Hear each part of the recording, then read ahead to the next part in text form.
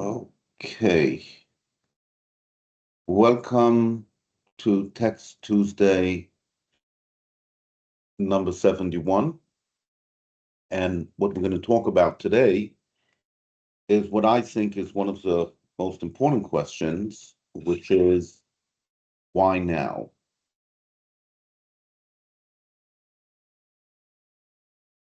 So imagine, you know, right after an IP Tech Tuesday meeting, a client walks in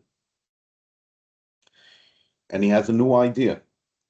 And the idea is that you add some sort of chemical powder into the tire, and that chemical powder releases gas in order to inflate tires to a desired pressure. And in fact, so cleverly formulated that it maintains the tire at that pressure because it stops releasing gas when you get to that pressure. Okay? Great idea. So what do? We do a search.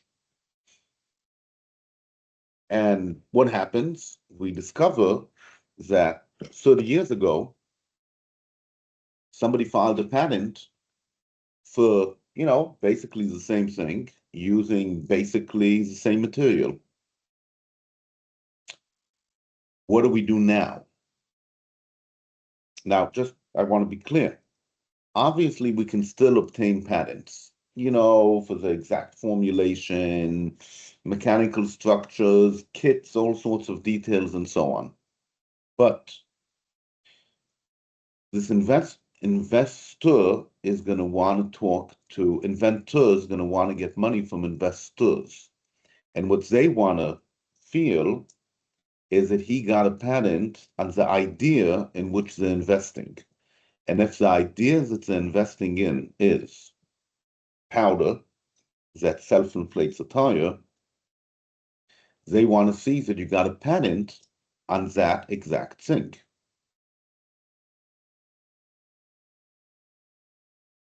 Which brings us to the question, how do you protect what is basically a concept? So let's take a look into the mind of the investor for a second and ask, do they understand the technology? And the answer is, maybe. Okay, but do they understand the concept that your tire will now always be inflated because you put some magic powder inside? Yeah, they definitely understand that, and they more easily understand it. And that means that a patent on that, what I just said, powder inside a tire, maintain pressure, is more valuable. And it's more valuable because it's easy for them to see how the scope of the claim that you're trying to get seems to block other people from doing the same kind of thing. Now, this is so important, in fact, that often when we talk to investors, when we're doing, let's say, due diligence, they tell us, oh, look, they have a patent on whatever. And when you read the claim, instead of whatever, it's only, whatever, much less. But that's what they want to believe. So what do we do if the concept we're trying to protect, like in this case, is already known? The answer is we have to find a new concept which gives the same feeling that we're blocking or controlling the entire field. And then we ask, okay, how do we get this new concept? And can we get good IP coverage? And when I ask about can we get good IP coverage, remember the basic concept is known, so maybe it's free to use. And the very fact that the basic concept is known might encourage the competition to come in. So the issue of how do we use PR and branding in order to prevent the competition from believing that they can come in is an immediate issue. That's very interesting. But the real question, I think, is Why didn't anybody do it, powder and a tire before? And now let's look over here, which is a very common case. It happens to us several times a month. All of the ingredients are there. There's a market. There's a problem. Everybody's aware of the problem. Anybody who ever went to inflate an underinflated tire is aware of it. The technological solution is known, 1995 already. People were aware of the solution. They even filed a patent. And yet, the inventor came in because there is no solution on the market of some sort of chemical method of self-inflating tires. Okay, sorry. That is a very strong signal. It's a positive signal and it's a negative signal, as we will see. But the one thing we shouldn't do is ignore the signal. So when we ask, should we dig deeper? Should we dig deeper? The answer is we absolutely should. It's a bad idea to waste this strong signal and all the information we can get from it. And I'm just reminding you that startups, they thrive when they have information, especially when they have information that other people don't have. So one of the things we're going to do today is we're going to explore a little bit, where does these gaps come from, and the gaps that are between your idea, the inventor's idea, was apparently thought of by others, and yet it is not yet successful. And of course, there's some value not only for IP. Now, the real question is not only why didn't anybody do it before, but also why are you, this new inventor, why is he doing it now? What happened? And why is this such an important question? Because it can completely change your IP strategy and your information gathering processes and your competitive strategy, because it will help you understand what the future market might look like. So I have here two examples. The first example is artificial diamonds. So some of you may have noticed that artificial diamonds are much cheaper nowadays than they used to be.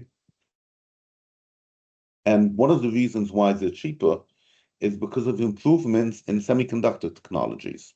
For example, CVD, vapor deposition.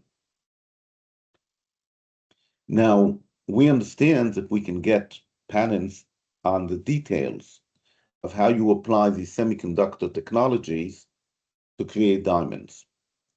But there are quite a few semiconductor technologies, and it's probably going to be difficult, if not impossible, to block all of them.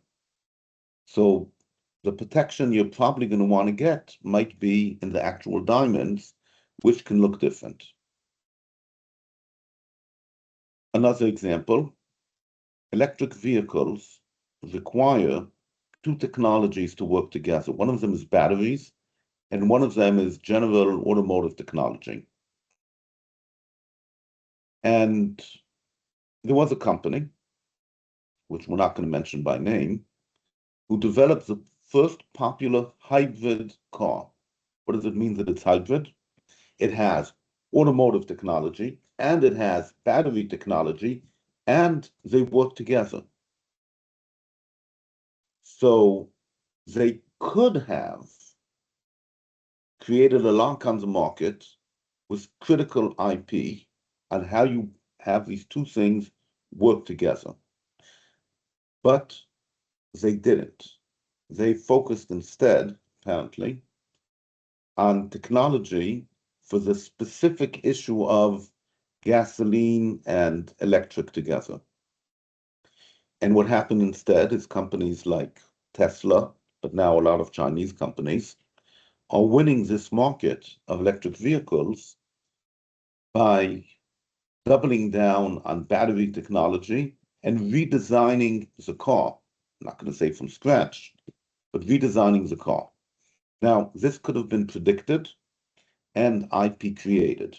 In other words, F. Joe Schmo would have walked into my office in 1997 and said, Mayor, I want to make a hybrid electric vehicle. It uses gasoline and electricity working together. I would have said, okay, why? He says, well, it's a stepping stone. One day we might have electric cars. Then we would have done a search and discovered electric cars over 130 years old. And I would have asked, why now? Why are we suddenly talking about electric cars at the end of the 20th century when 100 years ago we decided not to do it? And Joe Schmo would have said, battery technology is close enough that it can be valuable for automotive. And then we would have written these patents on electric vehicles.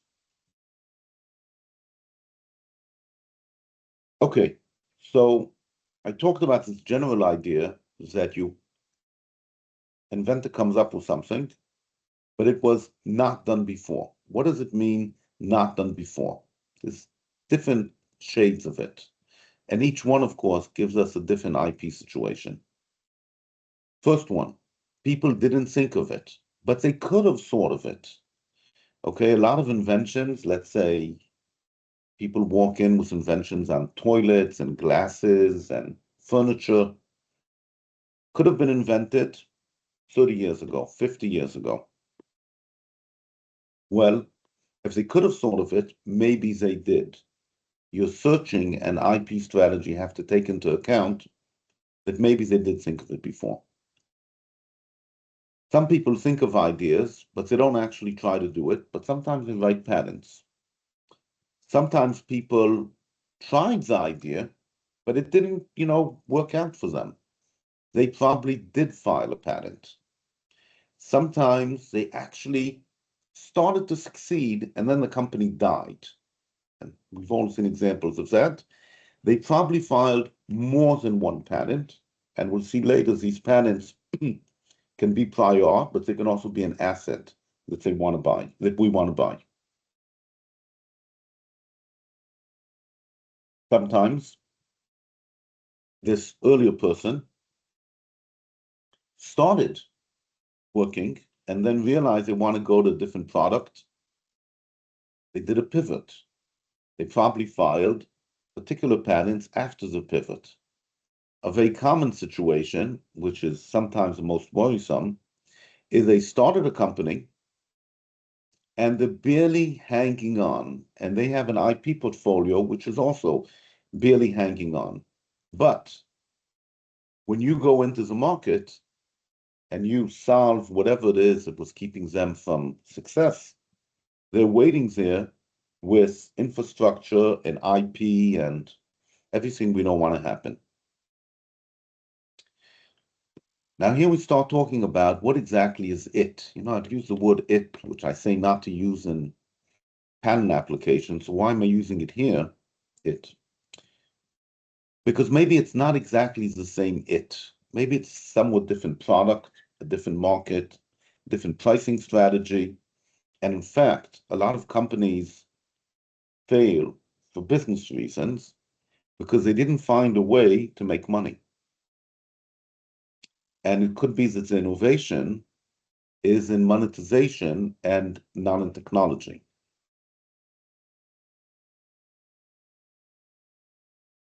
Talking about now, let's talk a little bit more about what now means. Often you're worried about fast followers or people who copy you, or you're worried about grassroots competitors, people who started, they didn't copy you. Well, if you woke up now and something triggered you, maybe exactly the same thing is triggering another 20 companies out there. They're all in stealth mode, and you don't know anything about them. But in 2 years, suddenly you're all going to be public.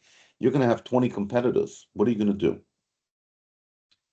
If that's the case, you should have the right kind of IP.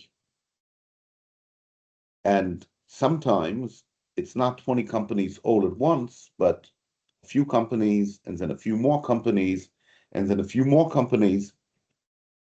And I'm emphasizing, I'm not talking about the usual case of people who are copying you or waiting for you to succeed and then they try to steal the market. I'm talking about people who are triggered just like you and are trying to solve the market just like you are. Give you a link to an article where Brian Potter tries to analyze how common is it to have multiple invention. But I'm not looking at it from the side of is patent law good or bad, and not from the side of prior art, but from the basic question of how does this affect our IP strategy? Now, I'd like to consider in particular two types of, let's call it triggers. Trigger number one, there's new technology. Okay, there's AI. Suddenly, text interfaces can be done very easily. Whatever the user says in whatever language or writes it down, even you can sketch it on a napkin, AI can translate it into what the user wants. Okay, anything having to do with the user interface is suddenly desirable and possible. Or something that a lot of researchers are doing, and by researchers I'm including, customers, it increases awareness and therefore increases a number of people who might be triggered just like you. So a lot of people think about innovation in toilets because a lot of people use toilets and they spend more than half a second a day in them. While bone infusion needles, needles that you put into the bone in order to provide fluid to a patient directly through the bone, most people never heard of it, and very few people are researching it. So if somebody is triggered with a new idea for bone infusion needles, let's say making them out of graphite, I don't know, he might be the only one thinking about it.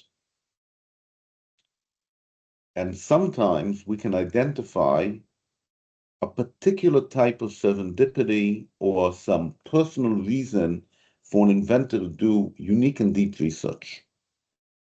And that helps us understand whether we should be expecting a situation where the inventor is alone or where a lot of other people are going to be triggered at the same time. How do we even know about it? So I gave you a story about pre-filing search. Theoretically, it's the best time.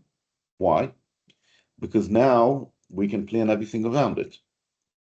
In fact, and why is it good? Because once we know what people did before us, we can stand, on shoulders of giants or of midgets. But in practice, a lot of inventors, when they see that it was, done before, they chicken out when they shouldn't. Another place it can happen is the patent office. Okay, you file an application, the patent office does a search, and you discover that something similar was done 20 years ago. That's really the patent office acting as business intelligence, so you should pay attention. Sometimes it only happens when you're doing due diligence or when you're preparing for due diligence. And this is kind of like if your company had a system for ongoing awareness of your competition. Of course, it's not the same because you might be surprised. And it's especially a problem if your investor suddenly finds that this was known for 20 years. That could be a negotiation tactic, and you don't want to be surprised like that. Sometimes the issue comes up, what I call information diffusion.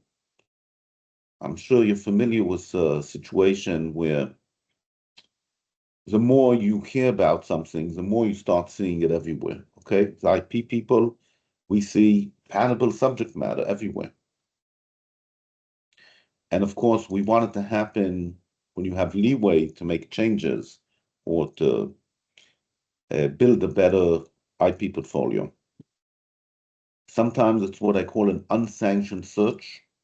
So customers that have an inventor who is always looking around to see, can I find prior art? Maybe I can find out if I'm infringing. Okay, so we want to avoid unsanctioned search.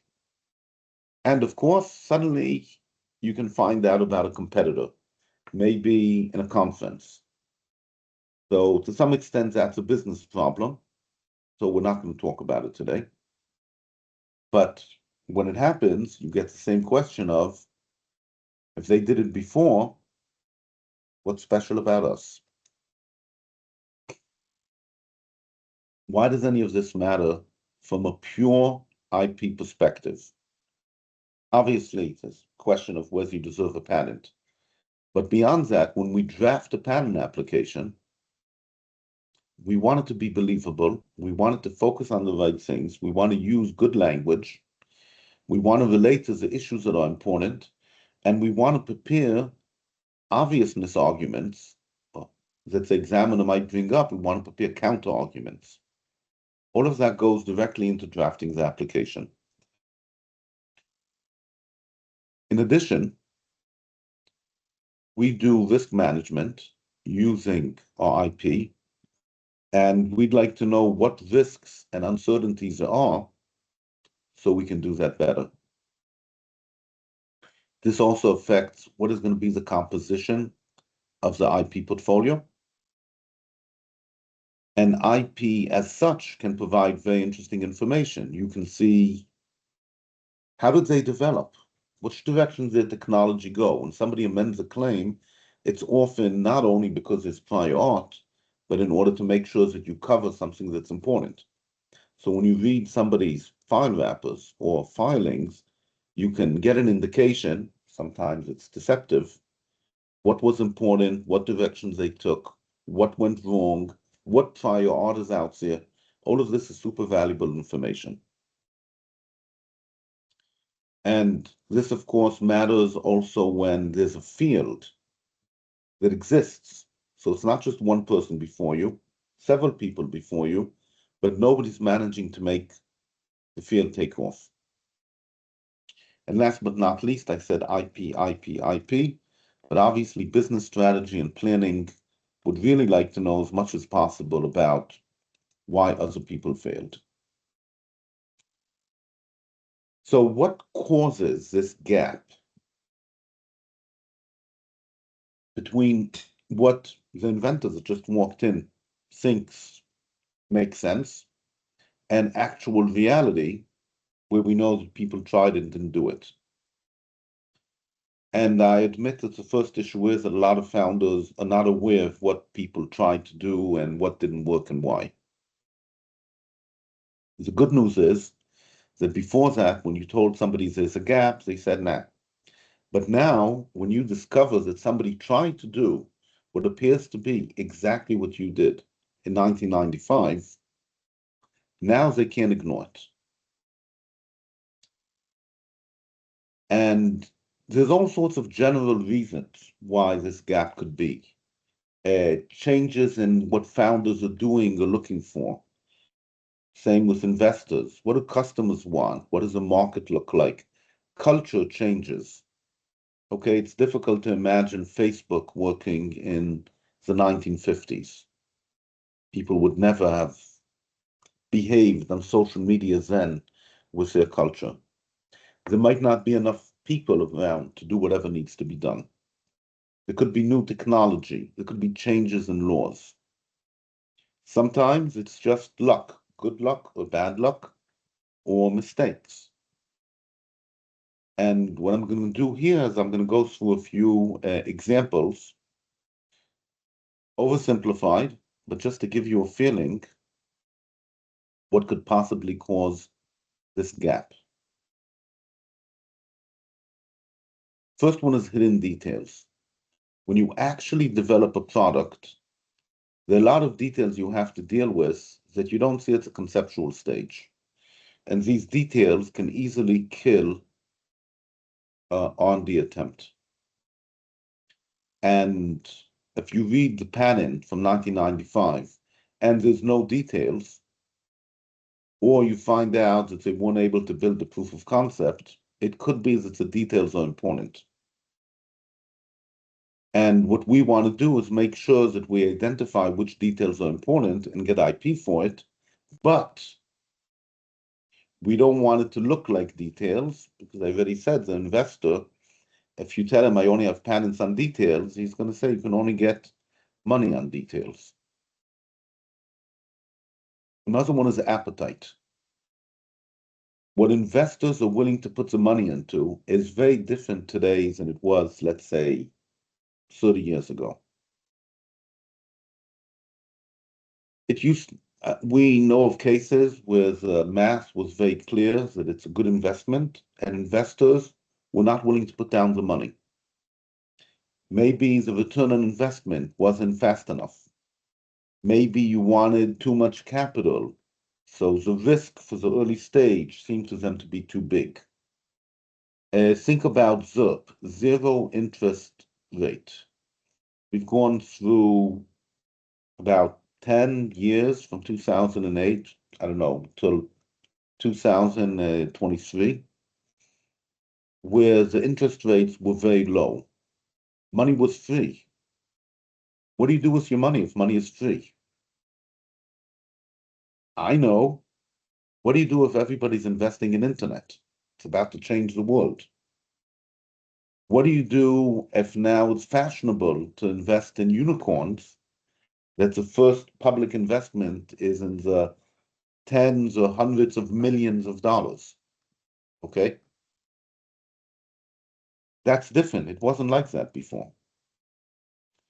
And the IP which might be valuable is IP which makes it more difficult for your competitors to access the same kind of money.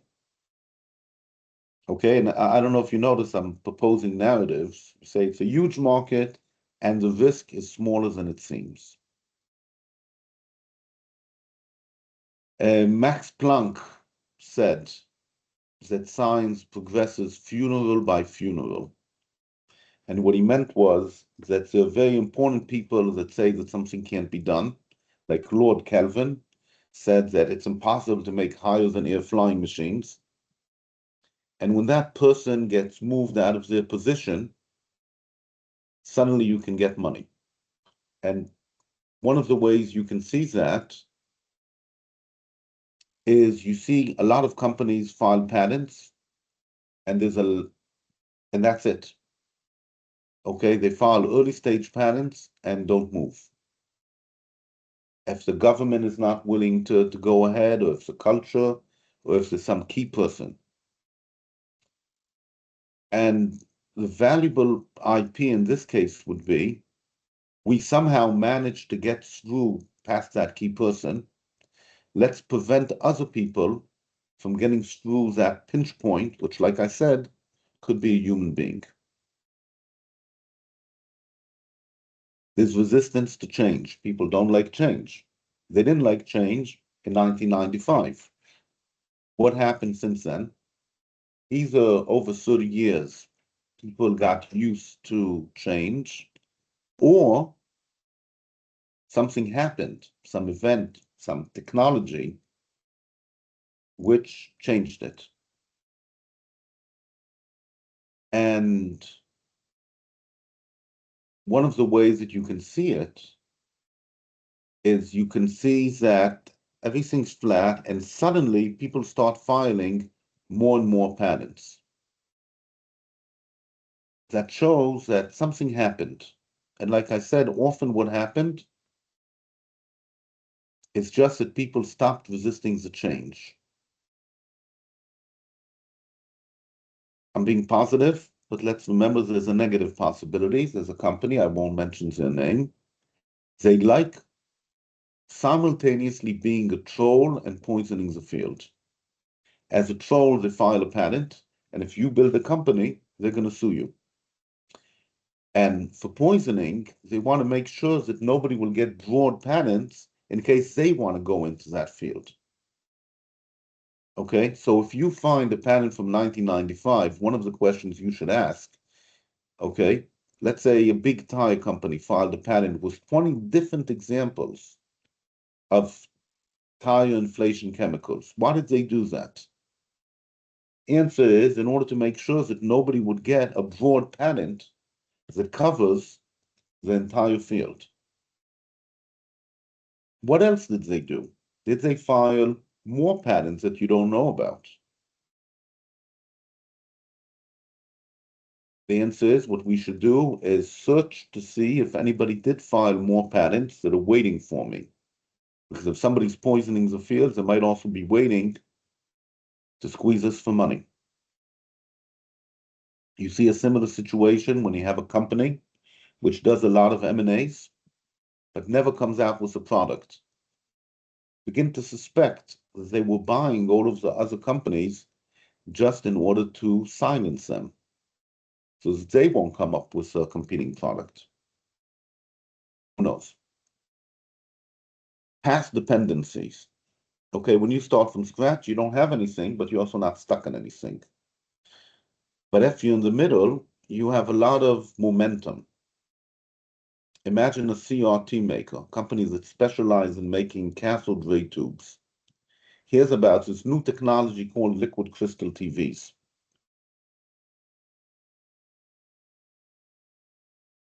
In order to go into liquid crystal TVs, they have to build a fabrication facility, which is basically semiconductor type and not electron tube type. They just can't make that decision. Okay, so even though they filed the patent, they're incapable of following through because of their momentum. So you should make sure there's no blocking IP. You should also assume that any other person who's newcomer also won't have this momentum problem. So you should perhaps treat this like one of those blue ocean situations, even though you do have potential competitors. What if somebody made a mistake? They filed the patent, they opened the company, they made a mistake. Well, the first thing you do is you tell your investor, I know how to avoid that mistake. More interesting is, when did they make the mistake? Did they make it before they filed the most problematic patents or not? So you need to check that. And here we have an example. Let's call it bad luck or mistake. There's a field called renal denervation, which everybody loved in 2013. And then an experiment came out that showed that it appears not to work. Doesn't kill you, but doesn't help you. And the next day, all the companies went belly up. Because if it doesn't work, why invest?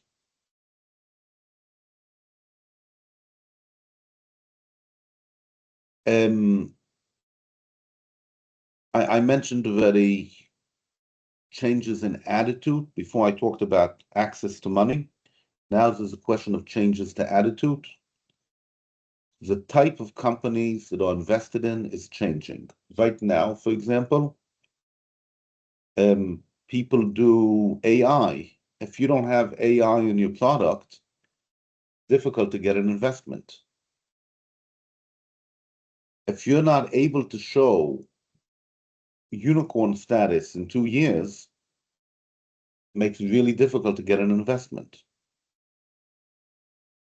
Let me give you a completely different example. Today, it's commonly taught that if you have a startup, you have to explain what problem you solve. That's obviously the wrong question in my mind, but just asking that question means that a lot of deep tech companies, they can't say what problems they solve because they don't know what they do yet. They just see some vague direction where after they spend a lot of time and money, they might have something groundbreaking. The willingness of investors to invest in that type of company is very variable. And of course, I mentioned the AI. Everybody's doing AI. So is that why you're doing AI too, and why it wasn't done 20 years ago? Well, if it is, you have to assume that everybody will be doing what you're doing, and you have to work really hard to identify how you're going to be different and how your IP can help you be different. And not surprisingly, new technology comes around, a new ecosystem comes around. What wasn't viable before is viable now. Waze, I believe, was waiting for the smartphone. Okay, I know of products similar to Waze that predated, and they worked, but without the smartphone, it just couldn't take off. And now that we all have smartphones, it can definitely take off. There's probably other reasons as well. Okay, so I gave you all sorts of reasons for why this happened. What are we going to do with this story? Well, I said before, and I'm saying again, startups need information. They need unique information. They need to know what they know and what they don't know. And it's good if they also know that about uh, other players like competitors or investors. And by discovering that somebody tried to go on the path that you're going, you have an uncommon opportunity to understand the market the easy way, to get insights the easy way, which means we really want to detect which one of these causes I gave, which changes in the world were important. And I like learning from others' mistakes. So the first thing we have to do is figure out what is the trigger that made you want to file a patent or make the development, because that'll tell us something about what your competition is thinking. And why did nobody do anything for the last 30 years? And I mark this in red. Don't let the founder avoid it. Founders don't like thinking about other people, about failures. Obviously, we're better, we're good, we know how to do it, we're going to succeed. Okay, but there's super valuable information here. And if you list the critical unsolved issues in what was done before, and then you monopolize them using IP, well, that could be nice. I have no good ways to tell you how to get information about the past, except to say, talk to people, look at data, maybe hire a historian, who knows. But after we did all of this, we have a very important problem to solve, which is a perception gap. We want the investor and the whole market to perceive what you're doing as a new concept and not just as practical details for an old concept. And one of the ways to do that is actually to tell the truth, to show how these details are not just details. And another way that can help us is branding. If we call what we're doing today exactly the same as what all the previous failures were called, then we're going to have all of the baggage of that failure. So it's very important to brand your company, that's an IP issue as well, to brand your company and the names of the things that you're doing in a way which will not automatically bring in all of the baggage of the past. And if you want to think of an example, the word antibiotic. I invented a new antibiotic. You already know what I'm talking about. It's either an injection or maybe some pills that you swallow, okay, that kills bacteria after you got an infection.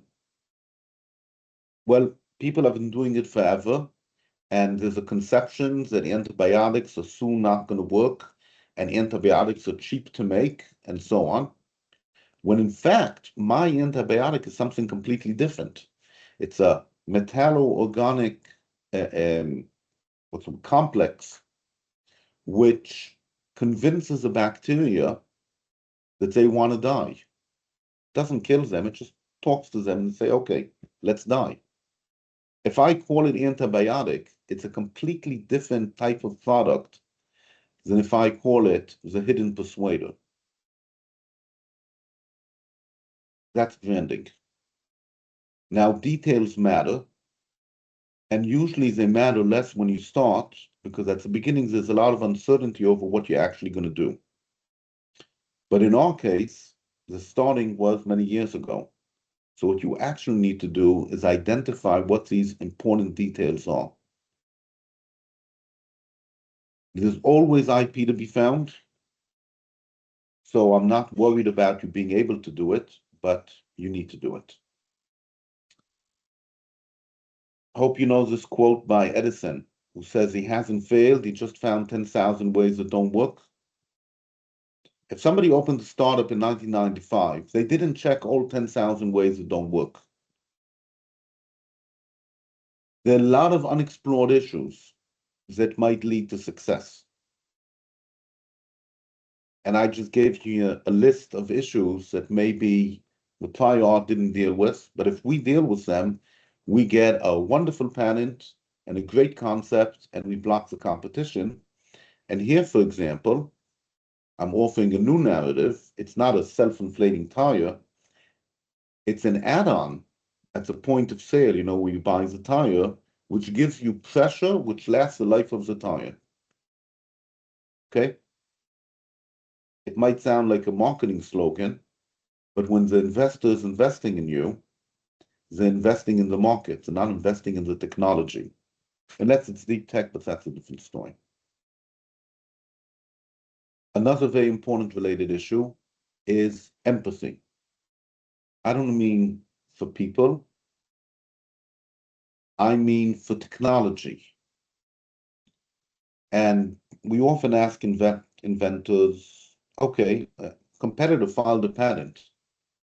What do you think he's trying to do? And what's the answer? I don't know. It looks stupid to me. Okay. He's showing something in a conference. Oh, that won't work. It's no good. We know it's bad. Okay. You understand that that doesn't lead us to a good IP portfolio. Now, what we want to do is develop technical empathy, which helps us understand the engineering thinking behind the design of somebody else, or marketing empathy, which helps us understand why your competitor is going to what appears to you to be a very different market.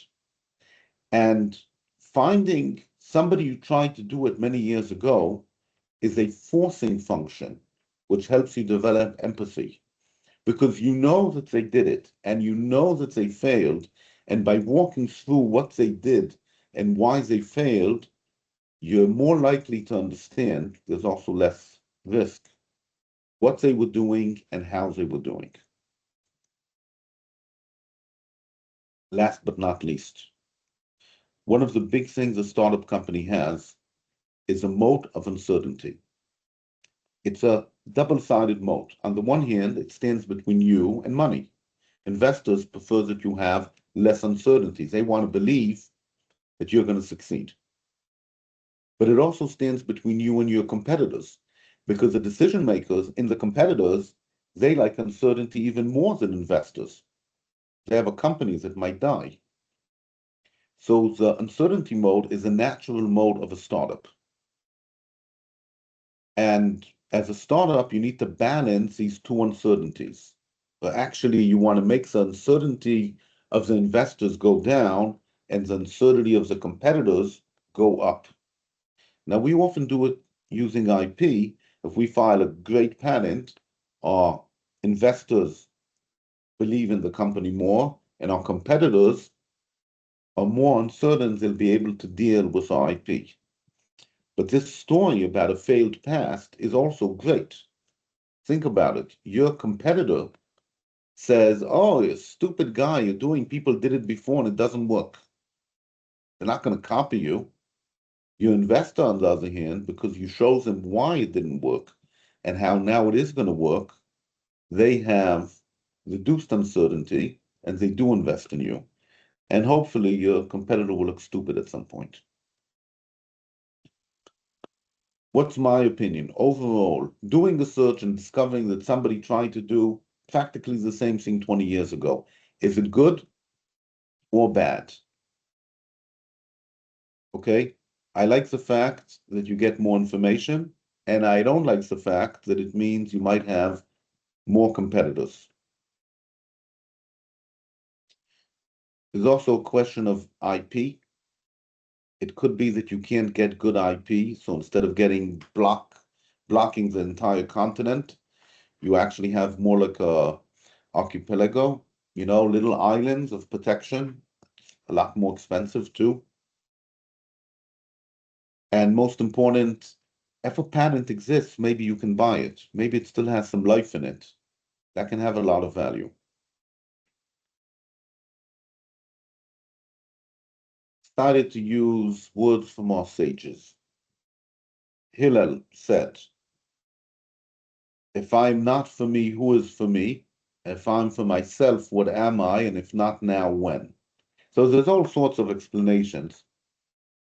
But you need to have a story that you believe about being special. That's the first part. But parts of the story already exist. You have to take advantage of these parts, and you have to answer the question, why now? That summarizes about 1/3 of the talk, I hope. Obviously, all of these talks about gaps and reasons and so on are relevant also when you have an existing competitor and you want to be able to explain why you're going to win, even though it's an existing competitor. And now another quote, this time from the Bible, which we all believe is anti-patent. There's nothing new under the sun. Well, the fact is that this is often the case. In general, there's nothing new under the sun. It's the same types of inventions, well, maybe new scientific discoveries, but you see that I said before that IP rhymes. That's our job. Our job is, in spite of the fact that things repeat and repeat and repeat, they don't repeat exactly the same. So I'm quoting Isaac Newton now. If I've seen further than others, it's by standing on the shoulders of giants. If somebody did it before you, take advantage of it to see better. And here's an example I've been using in a workshop. Just think about it. In 1888, somebody got a patent on a ballpoint pen. More than 50 years later, Biro filed and got a patent on a ballpoint pen. And I believe it was cited. And look, we're using ballpoint pens now, but we weren't during World War II. And the question I want you to think about is, what should he have told his investors when they said, oh, the thing is known, ballpoint pens? You're not going to be a big thing. You're just another detail. We're not going to invest a lot of money. So how should he have dealt with it? And we know that he succeeded. Okay, I'm stopping the recording now.